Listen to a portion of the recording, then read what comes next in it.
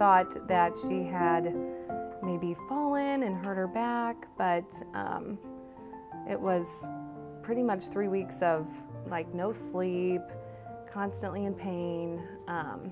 Went to the doctor, went to the emergency room. They did MRIs in Litchfield and they found nothing. And so finally I was adamant about, you know, please help me because something is wrong with my child. They were there on Christmas Eve with a legitimate concern about her life and her ability to walk.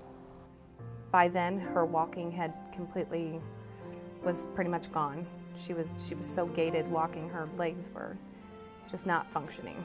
You know, we knew that there was a tumor there. The MRI, she had an MRI first, and so, you know, I knew that there was a tumor there. And that's what I told Stacy, that I didn't know what it was. We had our suspicions. And so we were honest in terms of what we thought this was, what we thought we would need to do. I had to tell her. I don't think she knew even what cancer was. The initial phase of her therapy was debulking the tumor and decompressing her spinal cord so that she would be able to walk. We did a fair amount of tumor resection that day. It was scary because chemo's poison, you know? It's killing the good cells with the bad cells. So I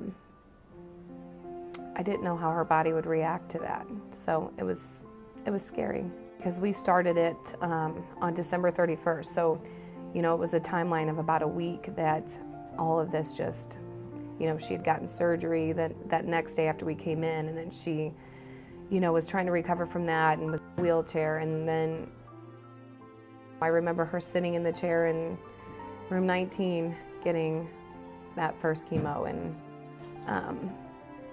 and she did well. She was, you know, her body was, she didn't get sick the first time or anything like that. It took a little bit of time. Interspersed in there are side effects from the treatment, needing blood transfusions, platelet transfusions, coming into the hospital with infections because white counts are low, things like that. A lot of people see, you know, when they see stories like this, they look at them and you get the whole, the tear jerker, you know, the tear in the eye, oh, I feel so sorry for them, you know. That's not me. I look at Stacy and Faith and the rest of their family. I look at Faith and I'm like, wow. Strut your stuff like you're a rock star because you are, you know, and she knows that. She isn't a woe is me, I fought cancer and I lost my hair. You know, she's the girl walking around with her head covered in paint because she didn't have hair. Don't you wish you could paint all over your head? I mean, come on. Do us girls really want to spend 2 and 3 hours getting ready, doing our hair? Faith doesn't. She throws on a headband and looks absolutely beautiful. I don't think either that she knew that cancer could take her life. So, and that was a big thing. I think that's what saved her. And every day that goes by, I think, you know, if I get up, oh, I got a headache. You know what?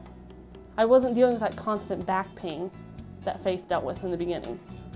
I wasn't dealing with, you know, the thought that she might not make it, you know? I wasn't dealing with, there's no way that in my daily life I could ever have it as hard as that little girl did. There's no way.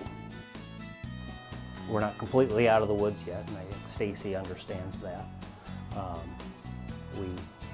We monitor every 3 months in terms of looking for evidence of this tumor recurring.